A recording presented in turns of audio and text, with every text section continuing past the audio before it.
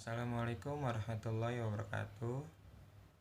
Perkenalkan, nama saya Sidik Firdaus Aroyan, NPM 202121500430.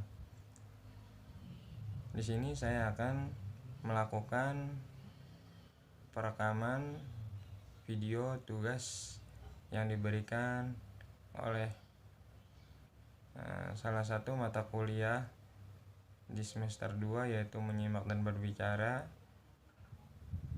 yang diampu oleh selaku dosen atas nama Ibu yang saya hormati, Ibu Happy Atma Pratiwi SIK MPD, yaitu sebuah tugas yang dimana saya supaya mencari sebuah acara keagamaan berupa ceramah dalam bab tema dalam bulan Ramadan.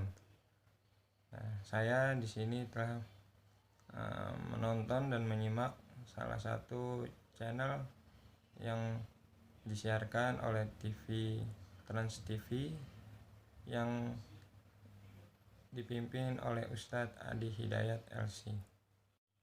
Baik, selanjutnya kita akan membahas yang telah saya simak di acara Trans TV yang dipimpin oleh penyampai Ustadz Adi Hidayat LC, yaitu apa itu Ramadan. Kita sering mendengar Ramadan. Apa sih rahasia di dalam bulan Ramadan? Baik, dalam bulan Ramadan bisa kita artikan yaitu bahasa Ramadan diambil dari asal mula Romaldo. Romaldo itu diartikan sebagaimana suatu hal yang terjadi dalam bulan Ramadan, yaitu panas yang terik sangat membakar sampai bisa menghanguskan benda-benda. Maka kita sudah mengetahui artinya Allah akan menghanguskan semua dosa kita dari balik sampai ajal menjemput kita. Itulah pengertian dari arti Ramadan. Di dalam hadis riwayat Bukhari nomor hadis 37 yang berbunyi, "Man shoma Ramadanan imanan wahtisaban ghufiralahu lidzambihi." Barang siapa yang melakukan puasa Ramadan karena iman dan mencari pahala, maka dosa-dosanya yang telah lalu akan diampuni. Dalam hadis ini berarti Allah akan mengampuni segala sesuatu pada hambanya yang melakukan ibadah puasa. Maka dari itu kita sebagai hamba Allah yang beriman, yang percaya sungguh kepada Allah, dalam kutipan hadis riwayat Bukhari yang sahih nomor hadis 37 yang menjelaskan orang yang beriman dan mencari pahala itu berpuasa, maka Allah akan mengampuni dosa-dosanya. Jadi riwayat Bukhari nomor hadis 38 juga dijelaskan, "Man shoma Ramadanan imanan wahtisaban ghufira lahu ma taqaddamat li dzambihi." Barang siapa yang berpuasa karena iman dan man shoma Ramadan imanan wahtisaban, iman lagi bersungguh-sungguh untuk mencari pahala, maka Allah akan mengampuni dosa-dosanya yang terdahulu. Lantas siapakah yang memerintahkan puasa itu? Apakah puasa itu sudah menjadi perintah bagi umat-umat terdahulu? Apakah hanya umat saat ini? Maka di dalam surat Al-Baqarah ayat 183 yang berbunyi dalam firman Allah, "Ya ayyuhalladzina amanu kutiba alaikumusyamu kama kutiba alal ladzina min qablikum la'alakum tattaqun." Ayyaman ma'dudat, yang artinya, wahai orang-orang yang beriman, telah diwajibkan atas kalian berpuasa sebagaimana telah diwajibkannya puasa atas orang-orang terdahulu sebelum kalian, agar kalian bertakwa. Sampai kapan puasa itu? Ayyama ma'dudat, sampai waktu yang ditentukan, yaitu antara 29 hari atau 30 hari. Nah, baik. Lantas bagaimana orang yang masih saja melakukan perbuatan dosa-dosa syirik? Apakah di dalam bulan Ramadan dia berpuasa dan diampuni dosa-dosanya? Apakah dosa termasuk dosa syirik yang dia perbuat akan diampuni oleh Allah?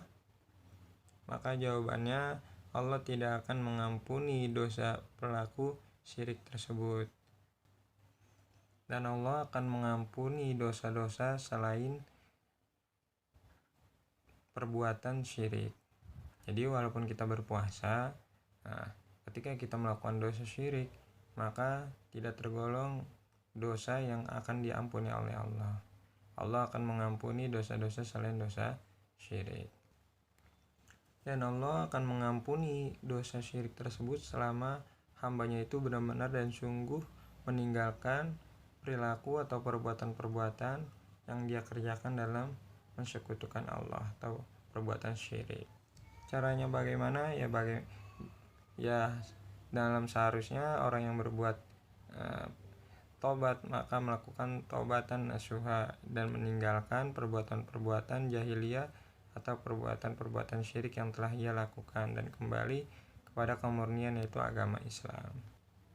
Nah, jika kita sebagai hambanya Allah, jangan sampai kita ketika memiliki dosa sebanyak apapun kita merasa putus asa dengan rahmatnya Allah, karena sudah digarisbawahi, yaitu kullu nabi adam khata'un wa khairu khata'un at-taubat. Setiap anak turun Nabi Adam itu memiliki kesalahan, dosa, maka sebaik-baiknya dosa itu ditaubati dan mengharapkan rahmat dan ampunan kepada Allah. Nah, dan adapun syirik itu terbagi menjadi dua yang dijelaskan menurut para ulama, yaitu syirikul akbar, itu syirik yang besar. Nah, adapun syirik yang besar itu tergolong menjadi 10, yaitu yang pertama mensekutukan Allah, syirik yang berarti dia memiliki kepercayaan sandaran selain Allah. Contohnya mungkin ada seseorang yang memiliki keyakinan bahwa dia mengoleksi atau memiliki keris atau jimat-jimat yang jika ia simpan, ia ramut, maka itu akan mendatangkan keberuntungan, keselamatan, atau kelancaran dalam segala urusan. Nah, itu berarti dia udah termasuk golongan orang-orang yang syirik akbar, yaitu mensekutukan kepada Allah, mempercayai apa yang ia yakini selain Allah. Selanjutnya itu ada syirik khauf, syirik yang kecil.